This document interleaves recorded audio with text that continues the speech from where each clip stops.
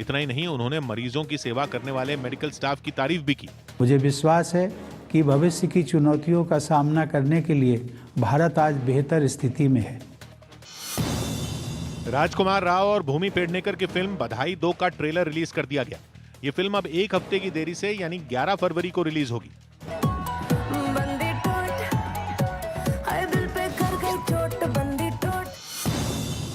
राहुल गांधी गुरुवार को एक दिन के पंजाब दौरे पर जाएंगे।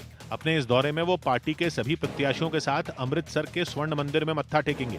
इसके बाद वो जलंधर में एक वर्चुअल रैली भी करेंगे। पूर्व क्रिकेटर और दिल्ली से बीजेपी सांसद गौतम गंभीर की कोरोना रिपोर्ट पॉजिटिव आई। इसके बाद उन्होंने अपने संपर्क में आए सभी लोगों से अपनी कोरोना जांच करवाने की अपील की। स्पेन के टेनिस खिलाड़ी राफेल नडाल ऑस्ट्रेलियन ओपन के सेमीफाइनल में पहुंच गए, जबकि सानिया मिर्जा और राजीव राम की जोड़ी को मिक्स डबल्स के क्वार्टर फाइनल में हार का सामना करना पड़ा। पहाड़ी राज्यों में हुई बर्फबारी का असर मुंबई में भी देखने को मिला। वहां पिछले 2 दिन में तापमान में 7 से 8 डिग्री की गिरावट दर्ज की गई। अचानक बढ़ी इस ठंड ने मुंबई के लोगों को ठिठुरने पर मजबूर कर दिया। यही वजह है कि सुबह सुबह जो लोग हैं वो आग जलाकर इसी तरह से मुंबई में जो है ठंड से बचने की कोशिश है। मुंबई के अलग अलग इलाकों से ऐसी ही तस्वीरें सामने आई। कोलाबा में 15 डिग्री सेल्सियस तापमान दर्ज किया गया, तो वहीं सांता क्रूज में तो ये 13 डिग्री तक जा पहुंचा। मौसम विभाग ने अनुमान जताया कि अगले 3 से 4 दिनों तक हालात ऐसे ही रहेंगे और फिर धीरे धीरे मौसम सामान्य हो जाएगा। नो अलर्ट चेंज हमने दिया है। नो अलर्ट चेंज का मतलब होता है ±2 डिग्री सेल्सियस। दिल्ली में इस सीजन का सबसे ठंडा दिन दर्ज किया गया। राजधानी का न्यूनतम तापमान 6.2 डिग्री सेल्सियस रहा और बीते कुछ दिनों की ही तरह लोगों को सूरज के दर्शन भी नहीं हो सके। गर्म कपड़ों के सहारे ही लोगों ने अपना गुजारा किया। हम लोग आप देखेंगे कि लेयर्ड है, यानी कि स्वेटर, जैकेट, मफलर, टोपी, जो कुछ मिला उससे खुद को कवर करने की कोशिश कर रहे हैं। ठंडी हवाओं ने दिल्ली वालों को ठिठुरने पर मजबूर कर दिया। अलाव पे बैठे हैं, इस बार बहुत ठंड है आपका। वहीं मौसम विभाग का अनुमान है कि अगले 2 दिन तक लोगों को इस ठंड से राहत मिलने के आसार नहीं है। 2 दिन कोल्ड डे रहेगा, उसके बाद कोल्ड वेव जो रात का तापमान में फॉलो होना शुरू होगा। क्रिकेटर शेफाली वर्मा आईसीसी की T20 में नंबर 1 बल्लेबाज बन गईं। उन्हें ताजा रैंकिंग में 1 स्थान का फायदा हुआ।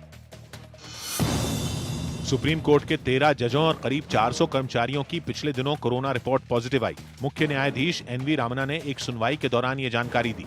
मुख्य न्यायाधीश से एक याचिकाकर्ता ने यह शिकायत की थी कि उनकी अर्जी पर पिछले कई दिनों से सुनवाई नहीं हुई। इसी पर NV रामना ने यह भी टिप्पणी की कि सेहत खराब होने के बावजूद अदालत में काम हो रहा है।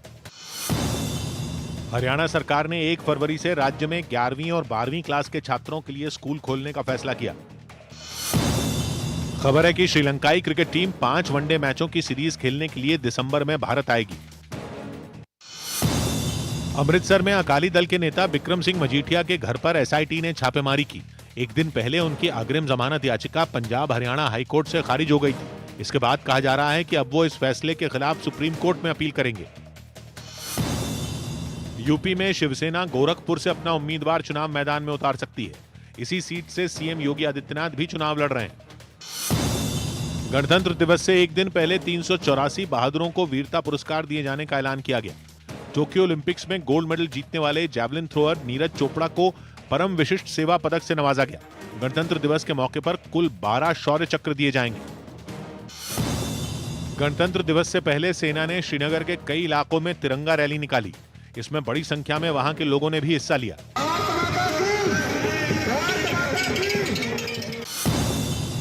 हिमाचल प्रदेश सरकार ने राज्य में 60 यूनिट तक हर महीने बिजली मुफ्त देने का ऐलान किया। महाराष्ट्र के गोंदिया में नक्सलियों ने सरकारी बस कर्मचारियों की हड़ताल के समर्थन में कुछ बैनर लगाए, लेकिन हड़ताल कर रहे इन कर्मचारियों ने भी साफ कर दिया कि उन्हें नक्सलियों के समर्थन की जरूरत नहीं है। पिछले साल अक्टूबर से ये बस कर्मचारी वेतन समेत अपनी अलग अलग मांगों के लिए हड़ताल कर रहे हैं। पुलिस का कहना है कि नक्सली बड़े आंदोलनों के समर्थन में ऐसी हरकतें करते हैं ताकि कुछ लोग उनके झांसे में आ जाएं। ना हमें कभी उनको सपोर्ट मांगा है, ना हमसे उनका कोई लेना देना है। राष्ट्रपति रामनाथ कोविंद ने गणतंत्र दिवस के मौके पर देश को संबोधित किया। इस दौरान राष्ट्रपति ने देशवासियों से कोरोना से बचाव के लिए पहले की तरह सावधानी बरतने की अपील की। इतना ही नहीं, उन्होंने मरीजों की सेवा करने वाले मेडिकल स्टाफ की तारीफ भी की। मुझे विश्वास है कि भविष्य की चुनौतियों का सामना करने के लिए भारत आज बेहतर स्थिति में है। राजकुमार राव और भूमि पेडनेकर की फिल्म बधाई 2 का ट्रेलर रिलीज कर दिया गया। ये फिल्म अब एक हफ्ते की देरी से यानी 11 फरवरी को रिलीज होगी। बंदी टोट, हाय दिल पे कर गई चोट, बंदी टोट। राहुल गांधी गुरुवार को एक दिन के पंजाब दौरे पर जाएंगे। अपने इस दौरे में वो पार्टी के सभी प्रत्याशियों के साथ अमृतसर के स्वर्ण मंदिर में मत्था टेकेंगे। इसके बाद वो जलंधर में एक वर्चुअल रैली भी करेंगे। पूर्व क्रिकेटर और दिल्ली से बीजेपी सांसद गौतम गंभीर की कोरोना रिपोर्ट पॉजिटिव आई। इसके बाद उन्होंने अपने संपर्क में आए सभी लोगों से अपनी कोरोना जांच करवाने की अपील की। स्पेन के टेनिस खिलाड़ी राफेल नडाल ऑस्ट्रेलियन ओपन के सेमीफाइनल में पहुंच गए, जबकि सानिया मिर्जा और राजीव राम की जोड़ी को मिक्स डबल्स के क्वार्टर फाइनल में हार का सामना करना पड़ा। पहाड़ी राज्यों में हुई बर्फबारी का असर मुंबई में भी देखने को मिला। वहां पिछले 2 दिन में तापमान में 7 से 8 डिग्री की गिरावट दर्ज की गई। अचानक बढ़ी इस ठंड ने मुंबई के लोगों को ठिठुरने पर मजबूर कर दिया। यही वजह है कि सुबह सुबह जो लोग हैं वो आग जलाकर इसी तरह से मुंबई में जो है ठंड से बचने की कोशिश है। मुंबई के अलग अलग इलाकों से ऐसी ही तस्वीरें सामने आई। कोलाबा में 15 डिग्री सेल्सियस तापमान दर्ज किया गया, तो वहीं सांता क्रूज में तो ये 13 डिग्री तक जा पहुंचा। मौसम विभाग ने अनुमान जताया कि सच कड़वा होता है। अगर आप में कड़वा सच सुनने की हिम्मत नहीं है तो कृपया ये कार्यक्रम ना देखें।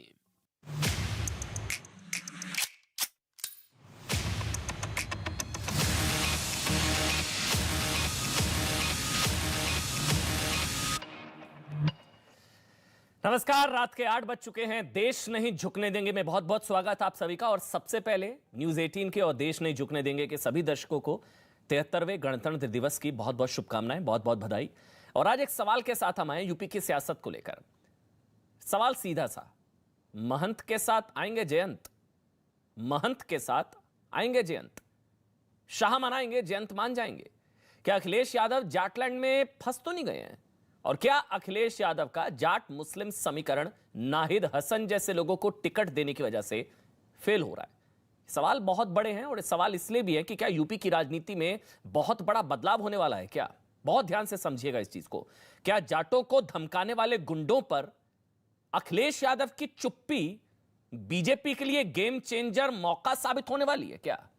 क्या जाटों का अपमान करने वालों पर अखिलेश यादव की चुप्पी जाटलैंड का गणित बदलने वाली है? जैसे अपमान हुआ, तिरस्कार हुआ जाटों का, उनको धमकियां दी गई और गठबंधन के लोग चुप रहे।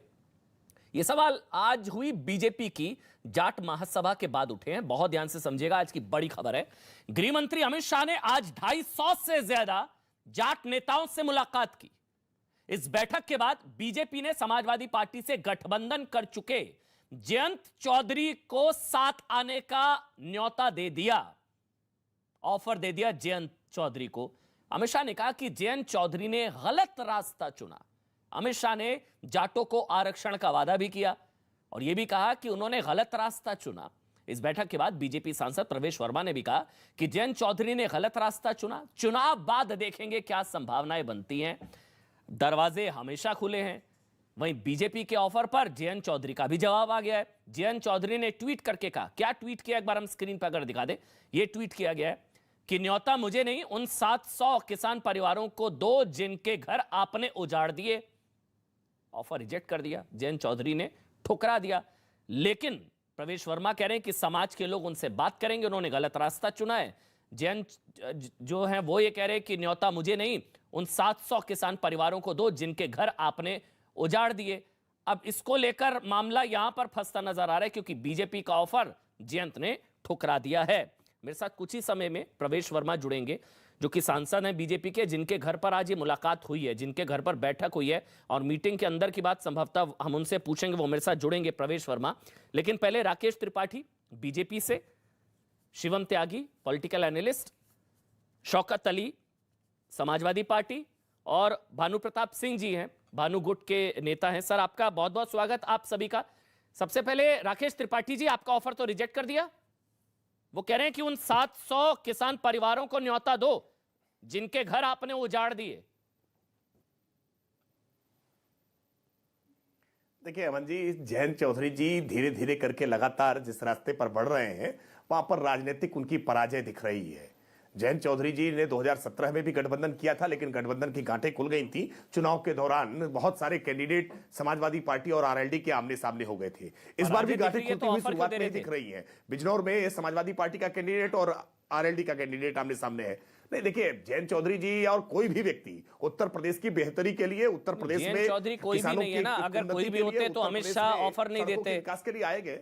त्रिपाठी जी, आप कुछ और कह रहे हैं, पार्टी कुछ और कह रही है, मुझे नहीं पता। हमने तो अमित शाह जी ऑफर दे रहे हैं, प्रवेश वर्मा जी कह रहे हैं दरवाजे खुले हुए हैं, आप कह रहे हैं कोई भी, जयंत चौधरी कोई भी। उत्तर प्रदेश के सभी राजनीतिक दलों को हमने साफ साफ नहीं, देखिए, हमने उत्तर प्रदेश के सभी राजनीतिक दलों का मंजी साफ साफ कहा था, उत्तर प्रदेश की बेहतरी जिस तरह से योगी आदित्यनाथ जी कर रहे हैं उसके साथ में आइए, उत्तर प्रदेश को मिलकर के मजबूत बनाइए। हम तो सबका साथ चाह रहे थे, सबका साथ चाह रहे थे, सबका मिलकर के विकास करना चाह रहे थे, सबका उसमें प्रयास चाह रहे थे। जयंत चौधरी कह रहे हैं कि न्योता मुझे नहीं, उन 700 किसान परिवारों को दो जिनके घर आपने उजाड़ दिए।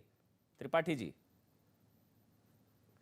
ये तो ये सवाल का जवाब तो जयंत चौधरी जी को देना पड़ेगा कि मुजफ्फरनगर दंगों में जो लोगों पर एफआईआर लिखवा रहे थे, जो पीड़ितों को की आवाज दबाने का उस समय प्रयास कर रहे थे, सचिन और गौरव की हत्या किस प्रकार से हुई थी, इन साथ बहुत सारे सवाल हैं। इन सवालों के जवाब उनको 2019 में भी देने पड़े थे और 2022 में भी देने पड़ेंगे कि आजम खान के का प्रभाव अब कम हो जाएगा क्या, अब आपको जरूरत नहीं है जयंत चौधरी की हैसियत क्या होगी, अब जयंत चौधरी की जरूरत नहीं है ना। भारतीय जनता पार्टी को हर उस व्यक्ति की जरूरत है जो उत्तर प्रदेश की बेहतरी करना चाहता हो, जो उत्तर प्रदेश में किसानों की खुशहाली चाहता हो, जो उत्तर प्रदेश को एक्सप्रेसवे का जाल देखना चाहता हो, जो उत्तर प्रदेश में जेवर इंटरनेशनल जैसे बड़े एयरपोर्ट बनते हुए देखना चाहता हो, जो उत्तर प्रदेश के 59 मेडिकल कॉलेज बने हैं, 75 मेडिकल कॉलेज उत्तर प्रदेश में बनते हुए देखना चाहता हो, जो उत्तर प्रदेश में हर घर किसान के घर में किसान सम्मान निधि पहुंचते हुए देखना चाहता हो, जो उत्तर प्रदेश में आज सबके घर में 15 करोड़ घरों में जो राशन पहुंच रहा है, 2 वक्त का ऑफर तो रिजेक्ट कर दिया ना जयंत चौधरी ने। मैं तो बस उस पर, मैं तो उसी पर टिका हुआ हूं। आप लोगों ने ऑफर दिया, उन्होंने ऑफर रिजेक्ट कर दिया। आपका ऑफर तो उन्होंने रिजेक्ट कर दिया ना। देखिए, आप संजय शोकर भी मेरे साथ जुड़ गए, कांग्रेस पार्टी के नेता है। सर, आपका स्वागत है। अब शौकत अली के पास जा रहा हूं, समाजवादी पार्टी से। शौकत भाई, मौका तो आप ही लोगों ने दिया, आपके नेता धमकाएंगे तो जाट बहुत ही स्वाभिमानी होते हैं वो लोग, और आपके नेता धमका रहे हैं तो इनको मौका दे दिया डोरे डालने का। बीजेपी डोरे डाल रही है, हालांकि उन्होंने रिजेक्ट कर दिया, उन्होंने गठबंधन धर्म निभाया मेरे ख्याल से। शौकत भाई, शौकत अली, समाजवादी पार्टी।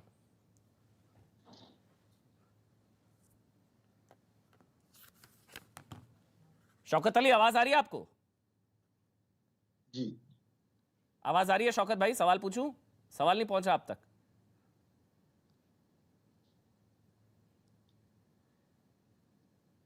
मेरे ख्याल से शौकत अली, आवाज आ रही है? समाजवादी पार्टी से आवाज आ रही है? ठीक है, उन तक आवाज नहीं पहुंच पा रही, उनको दोबारा से कनेक्ट करने की कोशिश करेंगे। भानु प्रताप सिंह जी, पश्चिमी यूपी की राजनीति पर अच्छी पकड़ है, किसान आंदोलन की वजह से कहा जा रहा है कि जाट नाराज है, और वो तो रिजेक्ट कर दिया उन्होंने ऑफर। बीजेपी के लिए मामला गड़बड़ा गया है। वो भानु प्रताप, ऐसा है, वो चौधरी जो जयंत चौधरी हैं उन्होंने रिजेक्ट कर दिया होगा, लेकिन तमाम जाट नेता बीजेपी के साथ हैं, आज भी हैं, कल भी थे और रहेंगे। जैसे हमारे संजीव बालियान जी हैं, मुजफ्फरनगर के सांसद हैं, मंत्री हैं, मथुरा भी पश्चिम उत्तर प्रदेश में आता है, चौधरी लक्ष्मी नारायण हैं, मंत्री थे उत्तर प्रदेश की सरकार में योगी बाबा के साथ, और आज भी चुनाव लड़ रहे हैं, और तमाम मलिक साहब लड़ रहे हैं, तमाम जाट बीजेपी से चुनाव लड़ रहे हैं। बात ऐसी है कि देखिए, मैं तो कौन क्या कर रहा है इस पर नहीं जा रहा, लेकिन इसको जरूर बता देता हूं कि हमारी उम्र है 70 साल, और हम देख रहे हैं और से इस तरह का जो गुंडागर्दी राजनीति में छा गई थी, माफिया छा गए थे, और ऐसे ऐसे डकैत और इनके मारे पुलिस भी घबराती थी, वो योगी बाबा ने ठिकाने लगा दिए। और लोकतंत्र में यही होना चाहिए कि कोई किसी को लूटे न, कोई किसी को ठगे न, कोई किसी की जमीन पर कब्जा न करे, कोई किसी के घर को न उजाड़े, बहन बेटियों का अपमान न किया जाए। लेकिन जाटों के सबसे बड़े नेता तो जयंत चौधरी जी है ना। वो योगी, मेरी एक मिनट सुन लो, 1 मिनट। वो बाबा ने किया, इसलिए जाट बिरादरी बहुत स्वाभिमानी होती है, वो किसी से डरने वाले नहीं होते, और वो लूटपाट में विश्वास नहीं करते, वो मेहनती होते हैं। और महाराजा सूरजमल को देख लीजिए, सर छोटू राम को देख लीजिए, चौधरी चरण सिंह को देख लीजिए। और यदि ये कह रहे हो कि साहब ये हुआ कि वो हुआ, तो मैं अब बता रहा हूं, हमारे जो चौधरी अजीत सिंह के साथ में हेलीकॉप्टर में यात्रा की थी मैंने, 89 में विश्वनाथ प्रताप सिंह ने चौधरी अजीत सिंह को दिल्ली से लखनऊ मुख्यमंत्री नियुक्त करके भेजा था, और हमारे माननीय मुलायम सिंह यादव जी ने उनको कैसे ही हथगंडे लगा लोगों के साजिश कर करा के मुख्यमंत्री नहीं बनाने दिया था, और खुद बन बैठे थे। लेकिन फिर तो भी पुत्र तो अखिलेश जी के साथ ही है क्या ना? करेंगे जब अब उनके पिताजी के साथ कुछ हुआ क्या हुआ, लेकिन पुत्र तो अभी भी अखिलेश जी के साथ है ना। तो ऐसे उन्होंने तो ऑफर रिजेक्ट कर दिया ना। गठबंधन से कोई फायदा होने वाला नहीं है। जाट स्वाभिमानी होते हैं, जाट देखेंगे किस पार्टी को सही है, उसी पार्टी को जाट जिताएंगे और योगी बाबा को मुख्यमंत्री बनवाएंगे। जय जय श्री राधे। शौकत अली, अब आप तक आवाज पहुंच रही है तो मैं सवाल पूछूंगा। आवाज पहुंच रही है समाजवादी पार्टी से? शौकत भाई आवाज आ रही है? जी शौकत भाई, सवाल मेरा ये, मौका भी तो आप ही लोगों ने दिया ना। आप जाटों ने हाथ बढ़ाया, आप लोगों ने धमकाया, और फिर बीजेपी को मौका हाथ लगाया। वो आप लोगों ने मौका दिया, उन्होंने लपक लिया। अब वो डोरे डाल रही है बीजेपी जेएन जी पर। अमन जी, मुझे लगता है ये जो धमकाने वाला प्रकरण था, उस पर न्यूज 18 ने तमाम वर्जन भी लिए हैं आदिल चौधरी जी के, और तमाम स्पष्टीकरण आ गए हैं। बयान भी बता दिया आदिल चौधरी जी ने कि किस संदर्भ में ये बात कही थी। धमकाने की अगर बात कही जाए सही तरीके से अमन जी, तो देश के गृह मंत्री भी धमका रहे थे। कहा था कि आज जो हमें अपमानित करने का काम कर रहे हैं, इनसे बदला लिया जाएगा। मैं आज तक नहीं समझ पाया हूं कि देश के गृह मंत्री को कौन अपमानित करने का काम कर रहा था। धमकाने का काम तो उत्तर प्रदेश के डिप्टी सीएम भी कर रहे थे। केशव प्रसाद मौर्य जी का आपको बयान याद होगा, उन्होंने कहा था कि उत्तर प्रदेश से हमने जालीदार टोपी और लुंगी से निजात दिला दी। मुझे समझ में ये नहीं आ रहा था अमन जी कि उत्तर प्रदेश का जाली और टोपी वाला प्रत्येक व्यक्ति अपराधी तो नहीं होता, किस बात से निजात दिला दी। अरे आप कहते कि हमने अपराधियों से निजात दिला दी तो समझ में आ जाता। ये जाली और टोपी और ये लुंगी, ये मेरी आज तक समझ में नहीं है। आपको लगता है कि शौकत अली, आपको लगता है कि नाहिद हसन जैसे लोगों को टिकट जो दी आपने, और उनके जो समर्थक वो तो धमका ही रहे थे ना, वो 24,000 90,000 वो तो धमकी है ही। वो आदिल चौधरी की सफाई आ गई, वो सफाई जितनी मर्जी देते रहे, लेकिन नाहिद हसन जैसे लोगों को टिकट, वो नाहिद हसन जिसके समर्थक जाटों को धमका रहे कि तुम 24,000 हो, हम 90,000 हैं, उस वजह से हो सकता है कि आपका टिकट और जाटों में बंटवारा और इनको मौका मिल गया। अब समझे आप मेरा सवाल? जी अमन जी, मैं आपके सवाल को समझ गया जी। उस पर भी सफाई आ गई है, उस युवक के खिलाफ मुकदमा पंजीकृत हो गया, उसकी गिरफ्तारी हो गई, उसने माफीनामा भी कहा, यानी कि वो धमका रहा था। चलिए, ये स्वीकारोक्ति मुझे आज अच्छी लगी ईमानदारी से, यानी कि नाहिद हसन के लोग धमका रहे थे जाटों को। चलिए, ये अच्छा लगा मुझे। ये ईमानदारी से स्वीकारोक्ति राजनीति में बहुत कम है, और शौकत भाई इस मामले में ईमानदार है। शौकत भाई बात सुन लेते, पूरी ईमानदारी से बात सुन लेते। उस युवक ने कह दिया कि मुझे एक फेक वीडियो आया था जिसके कारण मुझसे ये गलती हो गई। उसने अपनी गलतियों को स्वीकारा है और माफी मांगी है कि हमने गलती क्या धमकाने, गलती से धमका गया था। वो गलती से बता दिया गया तो तुम 24,000 हो, हम 90,000 हैं, हम भूस भर देंगे। गलती से बता दिया, वो गलती से भूस भर देता जाटों में। अपराधियों की एक फहरिस्त बता रहे थे, मैंने सुन लिया आपकी बात को। अब मैं पूछना चाहता हूं, अपराधियों के फहरिस्त नहीं, पहले मेरे सवाल पर रहिए ना एक मिनट। वो गलती से भूस भर देने की बात कर रहा था शौकत भाई, अगर आप समझा पाए। ये आदमी, इसको गिरफ्तार भी कर लिया गया। एक मिनट रुकिए शौकत, इसको गिरफ्तार कर लिया गया। ये कह रहा हम गड़बड़ी करने में मिनट नहीं लगाएंगे, अगर हमको वोट नहीं दिया तुम 24,000 हम 90,000 भूस भर देंगे। तो ये गलती से कह गया था, वो गलती से कह गया था। सुन तो लीजिए, वो युवक स्वयं मीडिया के सामने आके थाने में खड़ा होके इस बात को स्वीकार रहा है कि मैंने गलती से। अब इस पे क्या चर्चा करोगे आप? अच्छा, मतलब नहीं, बात वो नहीं है। ये बात पता है क्या चर्चा, मैं बताता हूं। ये अभी हाल है, सत्ता में गलती से आ गए तो क्या करेंगे जाटों के साथ, आप समझिए। मैं ये प्रोपेगेंडा, ये तो वीडियो बाहर आ गया, ऐसे कितने वीडियो होंगे शौकत भाई? चर्चा इसलिए जरूरी है, एक वीडियो बाहर आया है। जाटों से प्रॉब्लम क्या है? कल तक आप मान नहीं रहे थे, आज आप मान गए हैं, ये अच्छी बात है ईमानदारी से। कल तक आप मान नहीं रहे थे कि ये नाहिद हसन का आदमी है और नाहिद हसन के लोग धमका रहे हैं जाटों को, आज आप मान रहे हैं, मुझे अच्छा लगा। ईमानदारी अच्छी चीज है, लेकिन जाटों से प्रॉब्लम क्या है? इसीलिए बीजेपी डोरे डाल रही है। एक्सेप्ट करेंगे। अब तो तय करना होगा ना कि वो नाहिद हसन जैसे लोगों के साथ है या दूसरी तरफ है। जी की आप बात कर रहे हैं तो मैं सवाल खड़ा करूंगा, संगीत सोम जी कौन से गंगा जल से धुल कर आए, योगेश धामा कौन से गंगा जल से धुल के आए, नंद किशोर गुर्जर कौन से गंगा जल से धुल के आए, सुरेश राणा कौन से गंगा जल से धुल कर आए, जवाब दे दीजिएगा, फिर मैं शिवम त्यागी के पास जाऊंगा। अच्छा, मैं केशव प्रसाद मौर्य कौन से गंगा जल से धुल कर आए, तमाम लोगों की फहरिस्त है।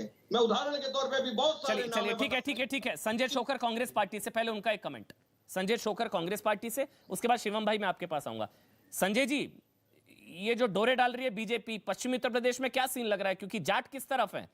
उधर कॉम्बिनेशन है जाट मुसलमान, अखिलेश और आरएलडी, बीजेपी डोरे डाल रही है। देखिए, ये तो बीजेपी की पुरानी आदत है, बार बार वो टीवी चैनल पे या पूरे देश के सामने बात करते हैं, हम जातपात की, धर्म की बात नहीं करते, हम चुनाव डेवलपमेंट पे, रोजगार पे, भ्रष्टाचार और जिस तरह उन पे नहीं लड़ते। लेकिन ये आज की मीटिंग ने ये साबित कर दिया कि बीजेपी जिस तरीके से छोटी हरकत, छोटी राजनीति कर रही है, जातियों के हिसाब से आप देखिए वो नेताओं को इकट्ठा कर करके वो मीटिंगें कर रही है। और ये आप देखना, जब ये आज अमित शाह जी वहां पे आ गए, आप जब वो 1 साल तक ये किसान जब सड़कों पे बैठा हुआ था, बॉर्डर पे बैठा हुआ था, तब इनको याद नहीं आई अमित शाह जी को इनसे मुलाकात करने की। आज परवेश वर्मा जी और पूरे देश के बीजेपी के नेता इकट्ठे हो गए हैं, लेकिन ये इनकी हार का इनको डर लग रहा है। आने वाले चुनाव में देखना, जिस तरीके से इन्होंने पॉलिटिक्स करी है, धर्म की, जातियों की बांटने की कोशिश करी है, आप उसका करारा जवाब आने वाले दिनों में, चाहे वो जाट वोट बैंक है, चाहे वो दूसरे वर्ग के लोग हैं, ये लोग समझ चुके हैं। आज कोई काम इन्होंने पिछले, आप अगर चुनाव की बात करें, मैं कल भी देख रहा था, आज भी देख रहा था कि अमित शाह जी ने या नरेंद्र मोदी जी ने या योगी जी ने पिछले 1-2 महीने से जो अपनी बात रखी है, वो कोई रोजगार पे, डेवलपमेंट पे कोई बात नहीं करी, उन्होंने महंगाई पे कोई बात नहीं करी, उन्होंने आप जो भ्रष्टाचार जिस तरीके से उत्तर प्रदेश और पूरे देश में, उस पर कोई बात नहीं करी। आप ये जब भी इनसे बात करते हैं, रोजगार की बात करते हैं, तो ये पलायन की बात शुरू कर देते हैं, जब इनसे कोई और बात करते हैं तो कभी जम्मू कश्मीर की बात करते हैं। और आज अगर आप इनका देखिए कितना बड़ी बात, ये इस तरीके से जातियों के हिसाब से वोट मांग रहे हैं, तो आने वाले दिनों में जनता इनको करे जवाब देगी। और मुझे लगता है कि जाट बिरादरी क्या गठबंधन के साथ या बीजेपी के साथ? मेरा सवाल है ये, जो जाट बिरादरी है, मेरा भी एरिया बिल्कुल लगता हुआ है उत्तर प्रदेश के साथ, लगता हुआ है। हाँ, इसीलिए आपसे पूछ रहा हूँ, कैराना, शामली, बागपत, क्या जाट बिरादरी एसपी-आरएलडी गठबंधन के साथ है? वहां पर जाट देखना किस तरीके आप बेहतर बता सकते हैं। संजय जी, मेरा सवाल अगर आप तक पहुंच पा रहा है, बेरोजगारी पे लोग वोट डालेंगे। संजय जी, जाट बिरादरी एसपी-आरएलडी गठबंधन के साथ है क्या आपके हिसाब से? अमन जी, आप मुझे पूछ रहे हैं? संजय शोकर, संजय जी आपसे ही मेरा सवाल है, क्या जाट बिरादरी फिर गठबंधन के साथ है एसपी-आरएलडी?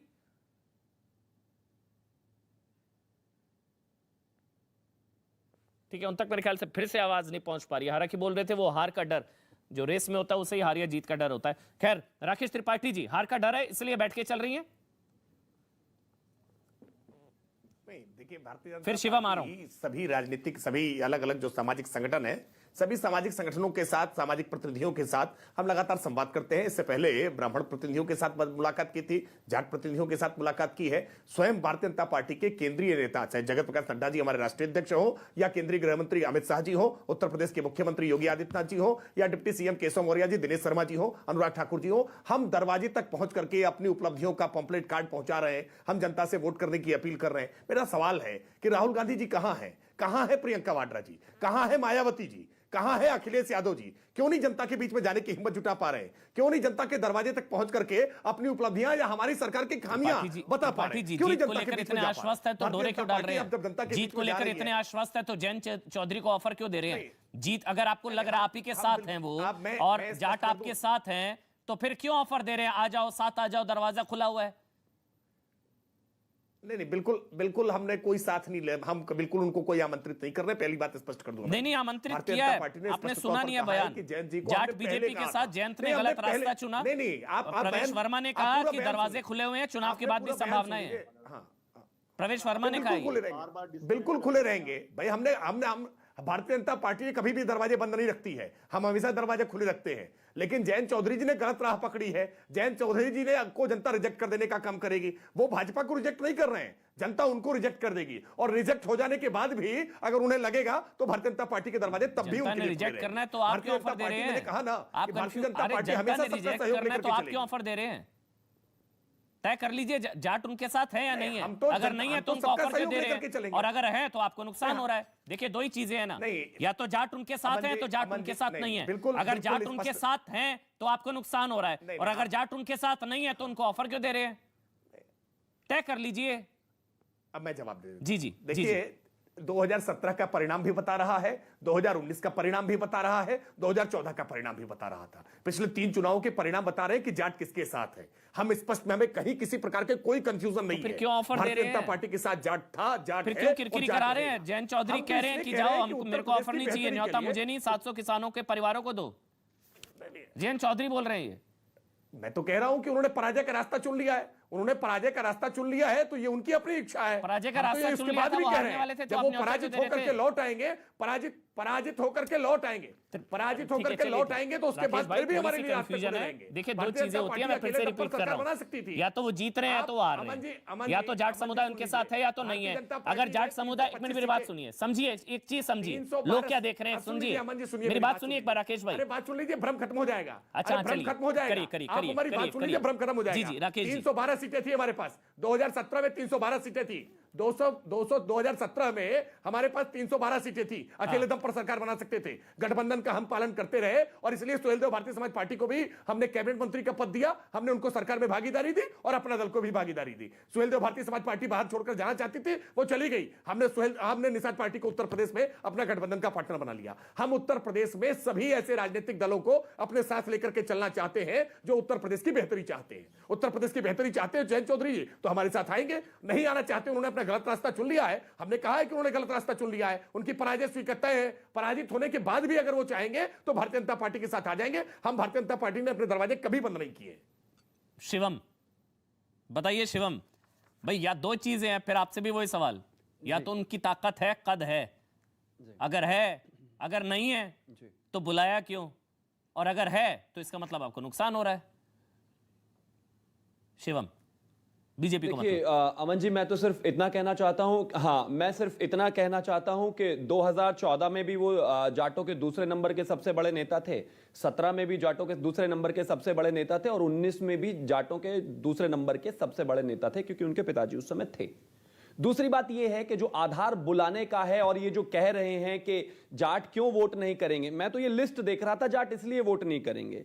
आदिल चौधरी मेरठ से, दक्षिण विधानसभा से गुलाम मोहम्मद, सिवाल खास से रफीक अंसारी, मेरठ शहर से शाहिद मंजूर किठौर से, असलम चौधरी धोलाना से, बागपत से अहमद हमीद, कैराना से नाहिद हसन, सिवाना से दिल नवाज, बुलंदशहर से हाजी यूनुस। आप मुझे एक चीज बताइए, ये तो जाट बेल्ट है, कहां है जाट इसमें? क्यों वोट करेगा जाट, और क्यों नहीं, क्यों साथ में जाए वो उनके? अब आपने कहा कि अगर वो ताकतवर हैं तो नुकसान करेंगे, और अगर आप उनके पास जा रहे हैं तो कहीं ना कहीं, मेरा मानना है कि उत्तर प्रदेश की सरकार को और भारतीय जनता पार्टी को कम से कम 25 करोड़ में हर एक व्यक्ति के पास जाना ही चाहिए समर्थन जुटाने, और कहीं कोई दो राय नहीं है। मैं कहता हूं वो कमजोर हैं, वो ताकतवर हैं, वो वोट इन्फ्लुएंस कर सकते हैं या नहीं कर सकते हैं, लेकिन हर संभव प्रयास किया जाना चाहिए। लेकिन हाँ, इतना जरूर है कि जाट वोटर राष्ट्रवादी वोटर है। वैसे कर सकते हैं, नहीं कर सकते हैं शिवम?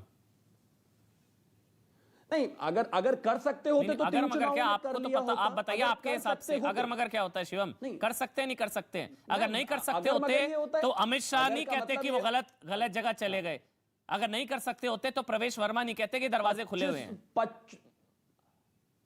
अमन जी, 25 करोड़ में अगर 10 साल का एक बच्चा है भारतीय जनता पार्टी को, उसके पास भी जाना चाहिए कि भारतीय जनता पार्टी का झंडा लीजिए, खड़े होइए और प्रचार कीजिए। लेकिन 10 साल के बच्चे को गृह मंत्री ऑफर नहीं देते ना, 10 साल के बच्चे को गृह मंत्री देश के ऑफर नहीं देते ना, कि गलत जगह चला गया। कैराना में सांसद, आपके माननीय सांसद न्योता नहीं देते कैराना में तस्वीरें नहीं कि दरवाजा खुला हुआ है। 10 साल के बच्चे के साथ तस्वीर नहीं देखी कैराना में? नहीं, पार्टी में गठबंधन के लिए इनवाइट कर रहे हैं क्या? आपने किस तरह की शानदार तस्वीरें थी? शिवम, तो गठबंधन के लिए इनवाइट इसलिए कर रहे हैं क्योंकि वो पॉलिटिकल फ्रंट है। पॉलिटिकल फ्रंट, वही तो कह रहे हो, या तो नुकसान पहुंचाते या फायदा पहुंचाते। फायदा, नुकसान पहुंचाते तो बुला क्यों रहे थे? फायदा पहुंचाते तो, नहीं आ रहे तो नुकसान होगा। नुकसान देखिए नुकसान अगर पहुंचा सकते तो 3 चुनावों में पहुंचा लेते, लेकिन इसका ये बिल्कुल मतलब नहीं है कि उसके बाद अगर वो नुकसान नहीं पहुंचा सकते तो ऑफर क्यों दे रहे थे? फिर नुकसान नहीं पहुंचा सकते तो क्यों बुडोरे डाल रहे थे? हमारे साथ आते तो उनका फायदा होता। बच्चा जो वोट हमारे साथ नहीं आए तो उनका नुकसान होगा। साथ लेकर चलिए। हाँ जी, क्या त्रिपाठी जी कुछ कह रहे हैं? क्या कह रहे हैं राकेश जी? क्या कह रहे हैं राकेश जी? नहीं, मैंने कहा कि अगर जयंत चौधरी जी हमारे साथ आते तो उनका फायदा होता। वो हमारे साथ नहीं आए हैं तो उनका नुकसान होगा। अच्छा, तो उनके फायदे के लिए उनको इनवाइट कर रहे थे आप? उनकी चिंता हो रही थी, अपनी चिंता नहीं थी? नहीं, हमने तो उत्तर प्रदेश, हम तो उदाहरण दे करके बता रहे हैं। सुहेल देव भारतीय समाज पार्टी के पास एक भी विधायक नहीं था, भारतीय जनता पार्टी के साथ आए तो उनके पास विधायक आ गए। हम तो इसीलिए कह रहे हैं कि जयंत चौधरी जी के पास एक भी विधायक नहीं जीतेगा। हमारे साथ आते तो हो सकता है उनके 2-1 विधायक जीत जाते। भानु प्रताप जी, किसान आंदोलन, फिर एसपी आरएलडी गठबंधन, तो पश्चिमी उत्तर प्रदेश में, और फिर जयंत चौधरी ने रिजेक्ट कर दिया ऑफर कि नहीं भाई मेरे को नहीं आना, 700 किसानों के परिवारों को न्योता दो। तो ये सारी चीजें तो बीजेपी के खिलाफ नहीं ही जा रही है। ऐसा है भाई साहब, वो आप कह रहे हैं वो सही है, लेकिन मैं आपको बता रहा हूं कि हमारे जो जाट बेल्ट हैं, वो जाट लोग राष्ट्रवादी छवि के लोग हैं।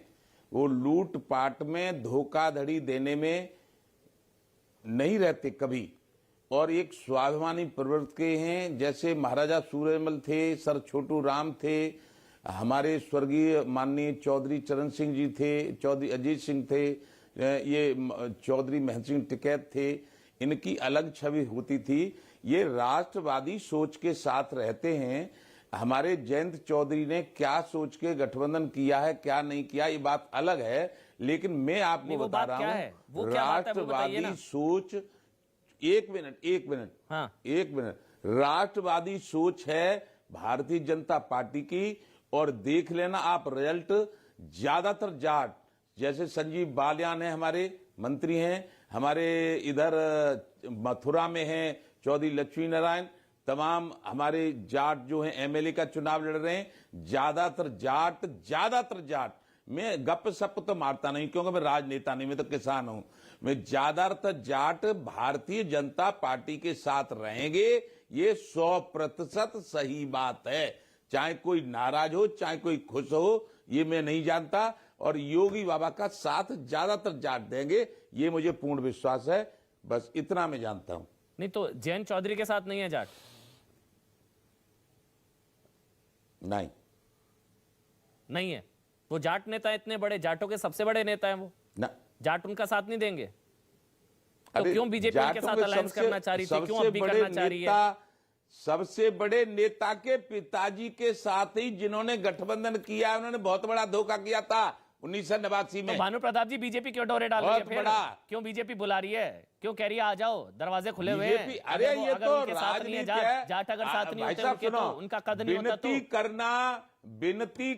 विनती करना भगवान राम ने भी कहा था। विनती तो उनसे किया जाती है ना जिनसे फायदा होगा, जिनका कद होगा, पद होगा, जिनका कुछ इन्फ्लुएंस होगा। विनती तो उन्हीं से की जाएगी ना।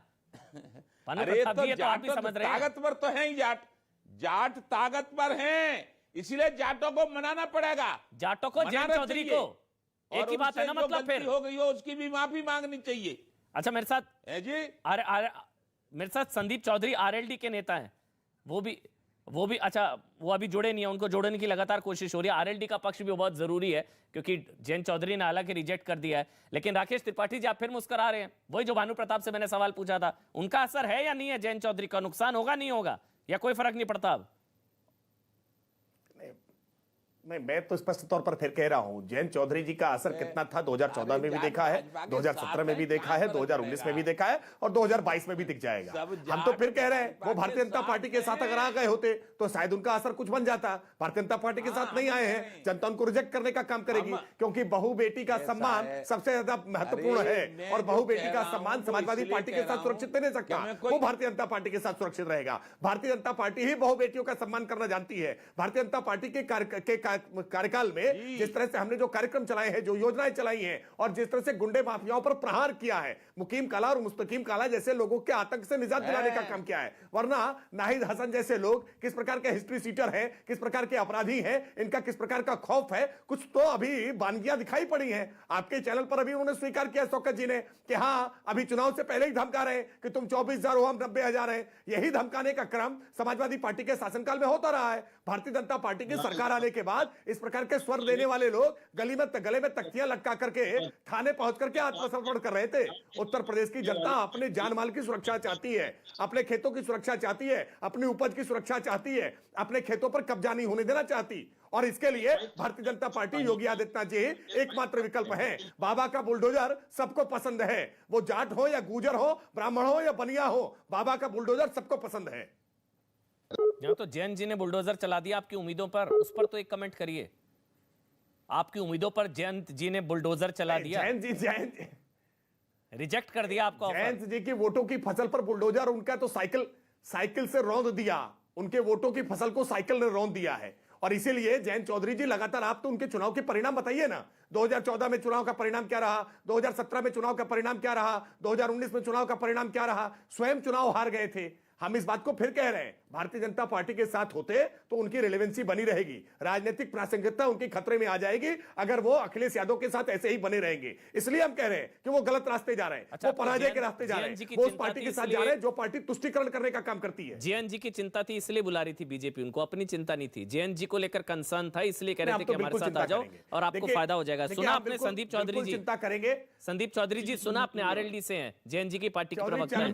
संदीप जी बीजेपी के साथ आते तो प्रासंगिकता बनी रहती, ऑफर रिजेक्ट कर दिया जैन जी ने। जी अमन जी, आपको मैं सुन रहा था, बहुत अच्छा आपने सवाल किया और आपके सवाल का एक बार भी किसी ने जवाब नहीं दिया।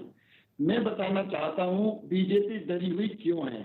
आप ये देखिए, धर्म सिंह सैनी सैनियों के बड़े नेता हैं और पश्चिम उत्तर प्रदेश के सहारनपुर से आते हैं, पार्टी को छोड़कर चले गए हैं। जबकि जो 2014 और 17 की ये बात करते हैं, उस टाइम बीजेपी में लोग आने वाले थे, लोग ज्वाइन कर रहे थे, आज छोड़ के जा रहे हैं। स्वामी प्रसाद मौर्य जो बड़े दलित नेता हैं, पार्टी छोड़कर चले गए हैं। राजभर जी पार्टी छोड़कर चले गए हैं। आप ही के चैनल में बैठे हैं एक मेरे साथी शिवम त्यागी जी, मैं इनके साथ बहुत सारी डिबेट कर चुका हूँ। ये बीजेपी के प्रवक्ता होते थे, लेकिन इन्होंने भी बीजेपी को छोड़ने का काम किया। आज की तारीख में राजनीतिक विश्लेषक के तौर पर अपनी बात रखते हैं।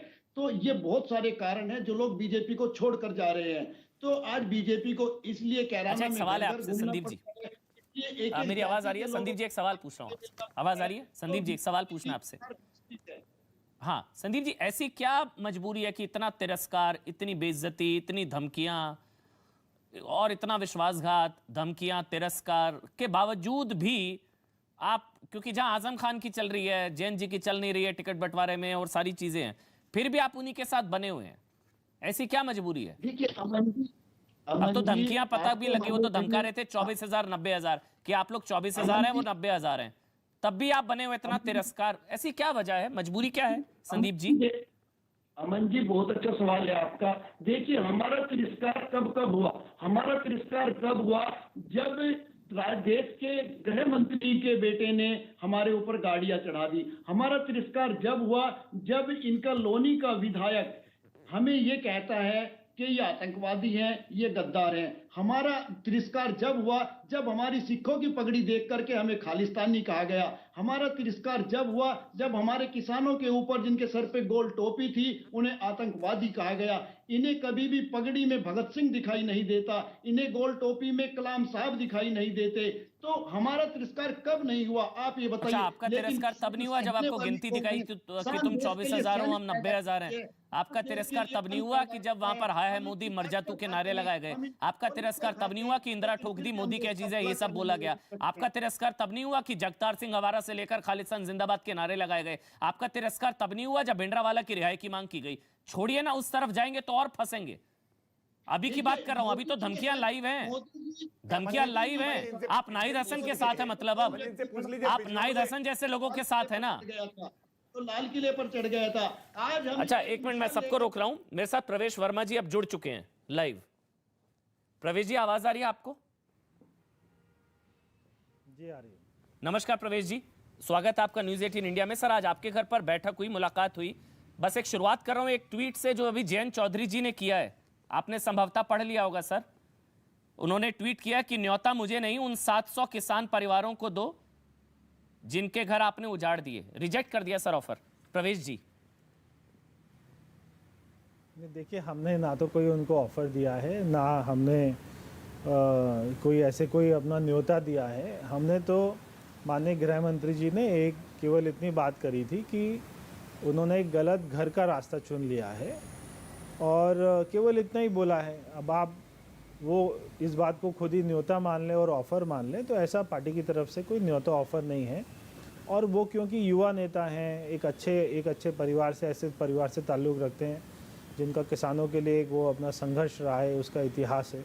तो अभी भविष्य में 1 साल बाद, 2 साल बाद कभी भी वो हमारे साथ में आना चाहेंगे तो उनका स्वागत है। केवल इतनी बात बोलिए, तो वो आज ही आए, आज ही हमने उनको न्योता दिया, ऐसी कोई बात नहीं है। मतलब वो भविष्य में आए, अभी भी स्वागत है, आप ये कह रहे हैं? हाँ, तो हम कोई अच्छे व्यक्ति, अच्छे युवा नेता को हम अपना क्यों मना करेंगे? अगर वो आना चाहेंगे, उनकी नीतियाँ, वो भी किसानों के लिए कुछ करना चाहते हैं। हमारी पार्टी भी किसानों के लिए काम करती है। वो भी पश्चिमी उत्तर प्रदेश जाट समाज के लिए, वहाँ के किसानों के लिए, मगर वो समाजवादी पार्टी के साथ अलायंस करके ये सब नहीं कर सकते, क्योंकि समाजवादी पार्टी का इतिहास रहा ही नहीं है। तो वो उन्होंने इसलिए गलत रास्ता चुना। अब वो आंकड़े अगर उनको समझ आ रहे होंगे कि उनके साथ में अलायंस करके आंकड़े फिट बैठते होंगे, तो वो गणित एक अलग है। मगर वो उसके साथ रहकर, समाजवादी पार्टी के साथ रहकर समाज का कुछ भला कर पाएंगे, किसानों का कुछ भला कर पाएंगे, उन्होंने ऐसा नहीं सोचा। और चुनाव परिणाम के बाद भी कोई संभावना, क्योंकि आपने ये भी कहा कि समाज के लोग उनसे बात करेंगे, तो क्या चुनाव के बाद भी कोई पॉसिबिलिटी है क्या प्रवेश जी? देखिए, एक तो हमारी वहाँ पर भारतीय जनता पार्टी की पूर्ण बहुमत से सरकार बनेगी। पूर्ण बहुमत से सरकार बनने के बाद भी वो अगर हमारी सरकार के साथ में काम करना चाहेंगे तो उनका स्वागत रहेगा। आज जो बैठक हुई उसमें अगर आप कुछ बता पाएं, क्या क्या 250 से ज़्यादा जाट नेता वहाँ पर पहुँचे, आपकी मुलाकात हुई, बात हुई, पश्चिमी उत्तर प्रदेश को लेकर कुछ आश्वासन? देखिए, सभी ने अपनी जो बातें उनके दिल में थी वो सारी बातें माननीय गृह मंत्री जी के सामने रखी और एक पूरी बैठक ये पंचायत के रूप में बैठे, जैसे गांव में होती है वैसी बैठक हुई है।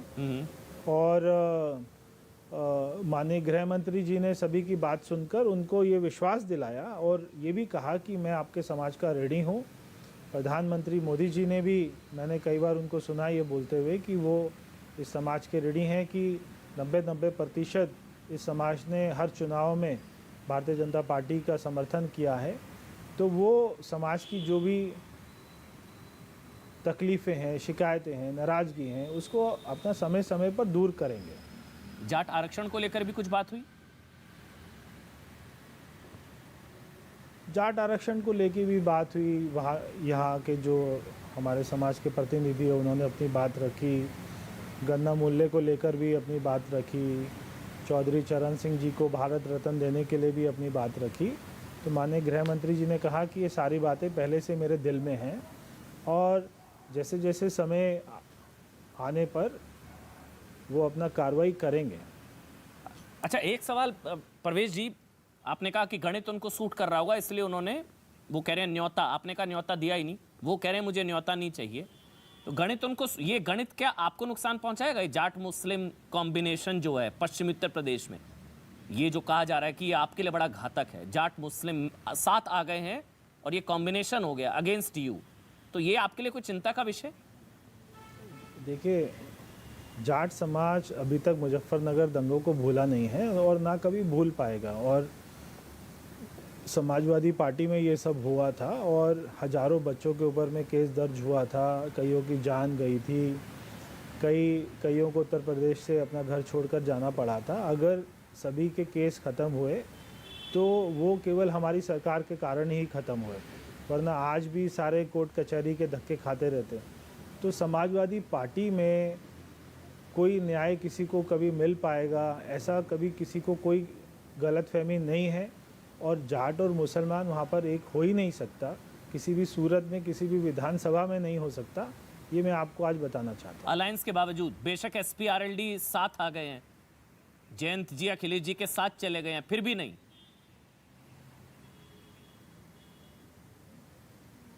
तो जयंत चौधरी जी ने सारे जाट वोट का ठेका थोड़ी ना लिया हुआ है। वो अगर एक गलत पार्टी के साथ में अलायंस करेंगे तो जाट समाज उनके साथ क्यों जाएगा? अच्छा, हाल में बहुत धमकियों के वीडियोस भी आए प्रवेश जी, आपने भी देखे होंगे। आदिल चौधरी, नाहिद हसन, उनके लोग धमका रहे हैं जाट समुदाय को। वो कह रहे हैं तुम 24,000 हो, हम 90,000 हैं।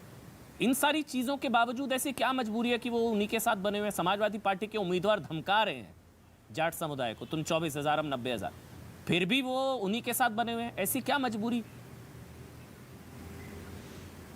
देखिए, अब ये सारी बातों का जवाब तो बोलकर नहीं दिया जा सकता, तो यही हमारा लोकतंत्र है। वोट में इसका जवाब मिलेगा और सारा जाट समाज एक बार फिर से पार्टी के साथ खड़ा होके, भाजपा के साथ खड़ा होके, मोदी जी के, अमित शाह जी के साथ खड़ा होके ये स्पष्ट तौर पर इस बार वो साफ कर देगा कि वो किस पार्टी के ऊपर में विश्वास रखता है। और जो धमकी वाले वीडियोस हैं वो तो अभी सामने आए, पता नहीं कितनी धमकी और हो रही होंगी जाट समुदाय को। 24,000, 90,000 बूस्ट कर देंगे। कानूनी कार्रवाई होगी, कानूनी कार्रवाई होगी। योगी जी के राज में, योगी जी की सरकार में ये सारे गुंडे, बदमाश, मवाली, चोर, उचक्के, ये सारे यूपी छोड़कर जा चुके हैं। जो 2-4 बचे हुए हैं वो इस बार चले जाएंगे। तो फिर मतलब 136 सीटें हैं, 103 मिली थी 2017 में आपको सर। इस अलायंस का, किसान आंदोलन का, एसपी-आरएलडी अलायंस का कोई नुकसान नहीं हो रहा आपको? किसान आंदोलन, एसपी-आरएलडी अलायंस कुछ नहीं है ग्राउंड पर, आप ये मुझे कह रहे हैं प्रवेश जी?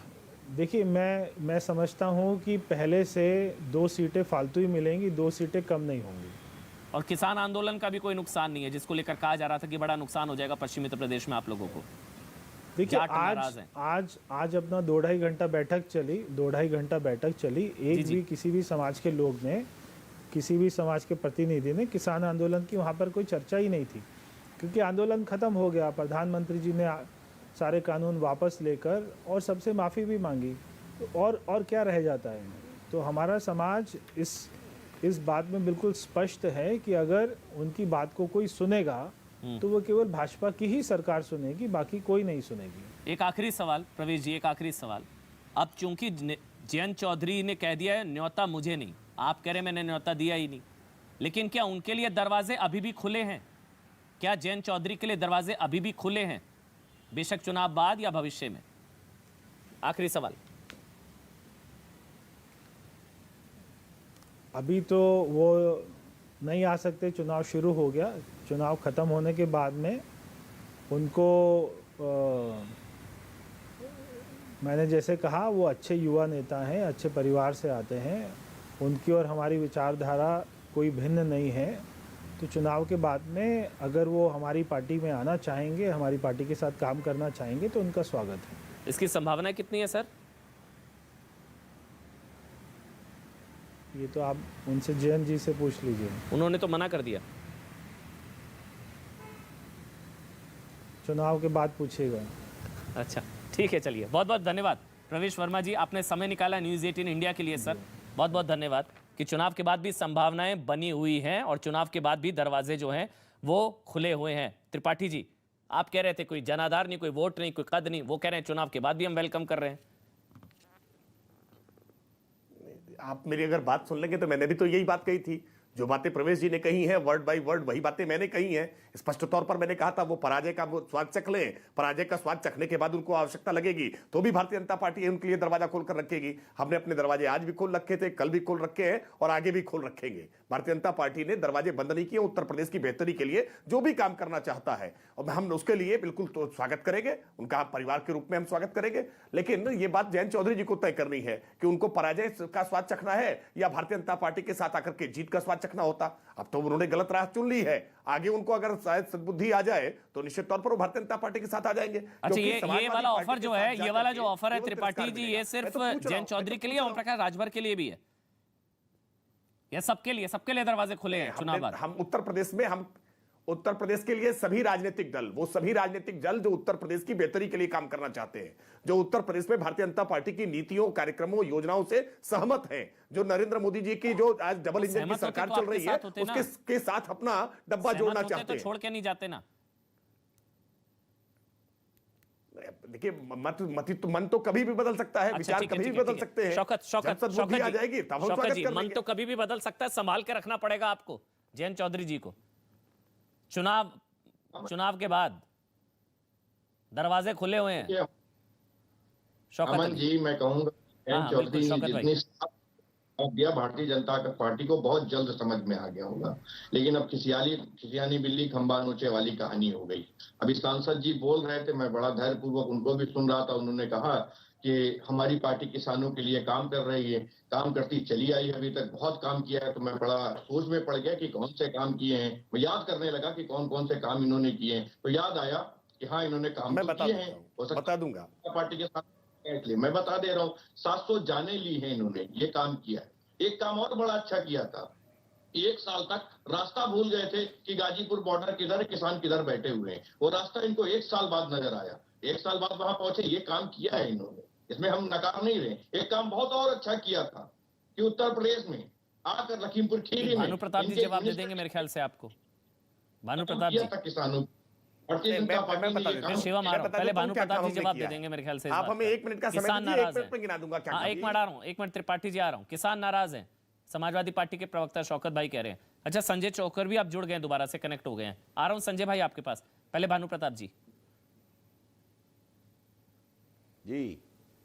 कह रहे किसान नाराज हैं, समाजवादी पार्टी है। समाजवादी पार्टी से नाराज हैं कि भाजपा से नाराज हैं, किससे नाराज हैं? जो सच्चे किसान हैं वो योगी बाबा से नाराज नहीं हैं। चोरी बंद हो गई, इंजन खोलना बंद हो गया, ट्यूबवेल मोटर चुरना बंद हो गया, भैंस खुलना बंद हो गया, लूट डकैती बंद हो गई, महिला बहन बेटियों के ऊपर अत्याचार बंद हो गया, पकड़ बंद हो गई और जमीनों पर कब्जे बंद हो गए। इसलिए किसान सब खुश हैं और योगी बाबा को जिताएंगे और योगी बाबा की सरकार बनवाएंगे। कोई कुछ भी कहता रहे, ज्यादा हम कुछ नहीं जानते। संजय जी फिर शिवम। संजय जी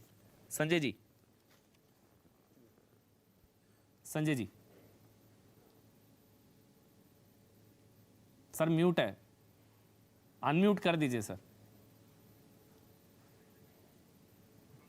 आ रहा हूं, अब आ रही है आवाज? आ गई आवाज, आवाज आ गई। फिर शिवम आपके पास आऊंगा आखिरी कमेंट के लिए। संजय जी बोलिए। अभी प्रवेश वर्मा से हमने बात करी, वो कह रहे हैं कि अभी भी दरवाजे खुले हुए हैं जयंत चौधरी के लिए। चुनाव बाद कुछ भी हो सकता है।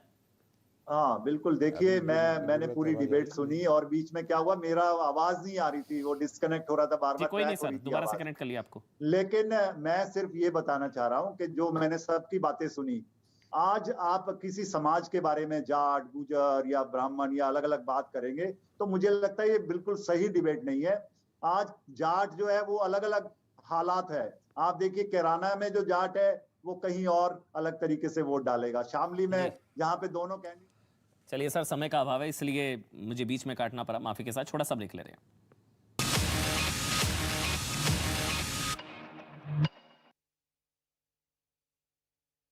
सेल्सियस तापमान दर्ज किया गया, तो वहीं सांता क्रूज में तो ये 13 डिग्री तक जा पहुंचा। मौसम विभाग ने अनुमान जताया कि अगले 3 से 4 दिनों तक हालात ऐसे ही रहेंगे और फिर धीरे धीरे मौसम सामान्य हो जाएगा। नो अलर्ट चेंज हमने दिया है। नो अलर्ट चेंज का मतलब होता है ±2 डिग्री सेल्सियस।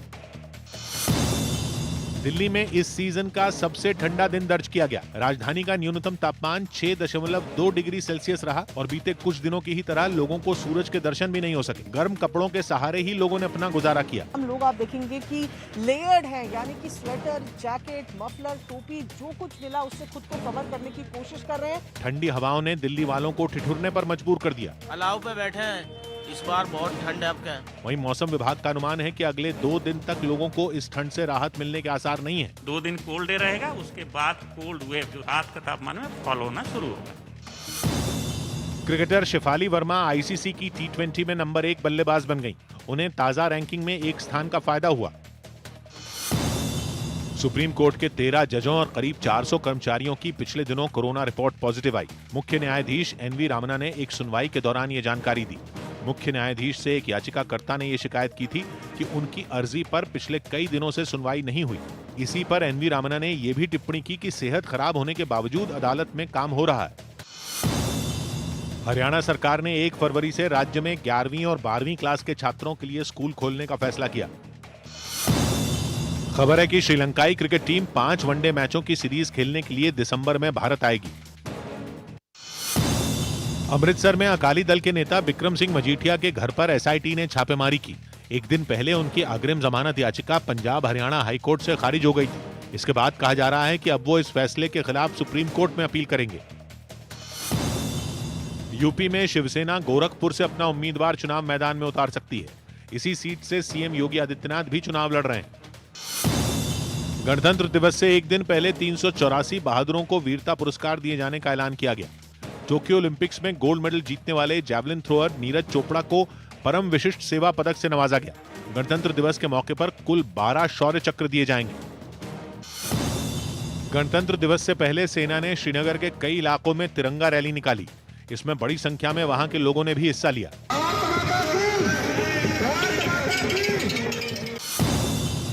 हिमाचल प्रदेश सरकार ने राज्य में 60 यूनिट तक हर महीने बिजली मुफ्त देने का ऐलान किया। महाराष्ट्र के गोंदिया में नक्सलियों ने सरकारी बस कर्मचारियों की हड़ताल के समर्थन में कुछ बैनर लगाए, लेकिन हड़ताल कर रहे इन कर्मचारियों ने भी साफ कर दिया कि उन्हें नक्सलियों के समर्थन की जरूरत नहीं है। पिछले साल अक्टूबर से ये बस कर्मचारी वेतन समेत अपनी अलग अलग मांगों के लिए हड़ताल कर रहे हैं। पुलिस का कहना है कि नक्सली बड़े आंदोलनों के समर्थन में ऐसी हरकतें करते हैं ताकि कुछ लोग उनके झांसे में आ जाएं। ना हमें कभी उनको सपोर्ट मांगा है, ना हमसे उनका कोई लेना देना है। राष्ट्रपति रामनाथ कोविंद ने गणतंत्र दिवस के मौके पर देश को संबोधित किया। इस दौरान राष्ट्रपति ने देशवासियों से कोरोना से बचाव के लिए पहले की तरह सावधानी बरतने की अपील की। इतना ही नहीं, उन्होंने मरीजों की सेवा करने वाले मेडिकल स्टाफ की तारीफ भी की। मुझे विश्वास है कि भविष्य की चुनौतियों का सामना करने के लिए भारत आज बेहतर स्थिति में है। राजकुमार राव और भूमि पेडनेकर की फिल्म बधाई 2 का ट्रेलर रिलीज कर दिया गया। ये फिल्म अब 1 हफ्ते की देरी से यानी 11 फरवरी को रिलीज होगी।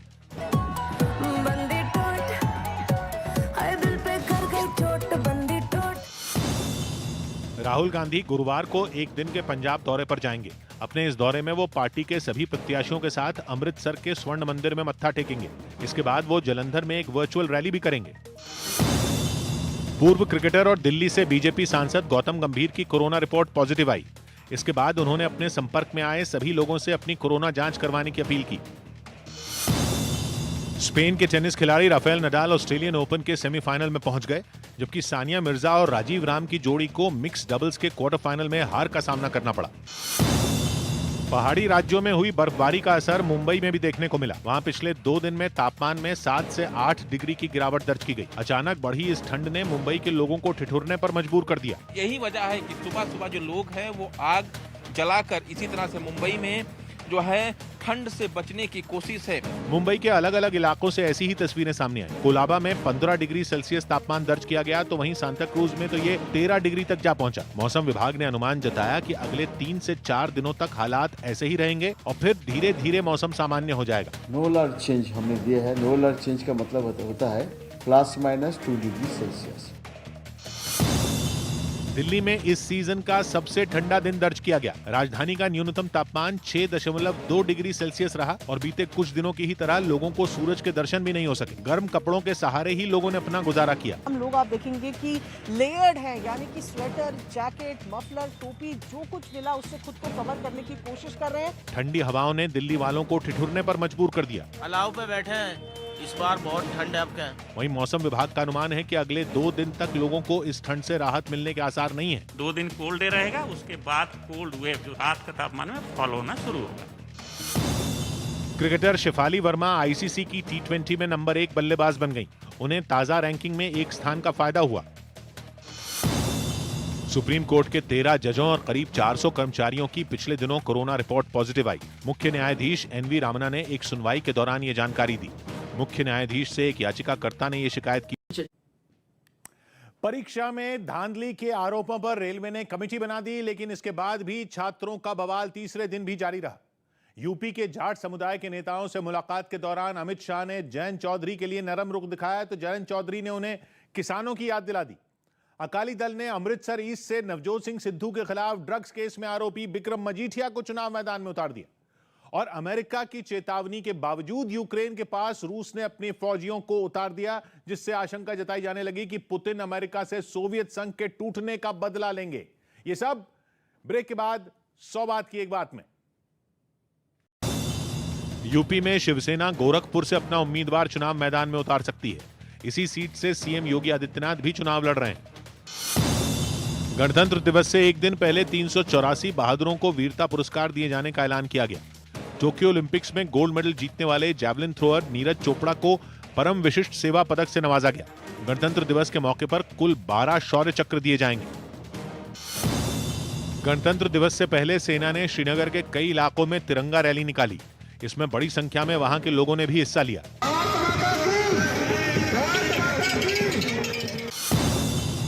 हिमाचल प्रदेश सरकार ने राज्य में 60 यूनिट तक हर महीने बिजली मुफ्त देने का ऐलान किया।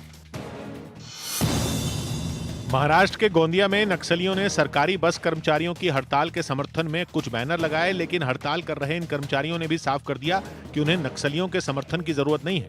पिछले साल अक्टूबर से ये बस कर्मचारी वेतन समेत अपनी अलग अलग मांगों के लिए हड़ताल कर रहे हैं। पुलिस का कहना है कि नक्सली बड़े आंदोलनों के समर्थन में ऐसी हरकतें करते हैं ताकि कुछ लोग उनके झांसे में आ जाएं। ना हमें कभी उनको सपोर्ट मांगा है, ना हमसे उनका कोई लेना देना है। राष्ट्रपति रामनाथ कोविंद ने गणतंत्र दिवस के मौके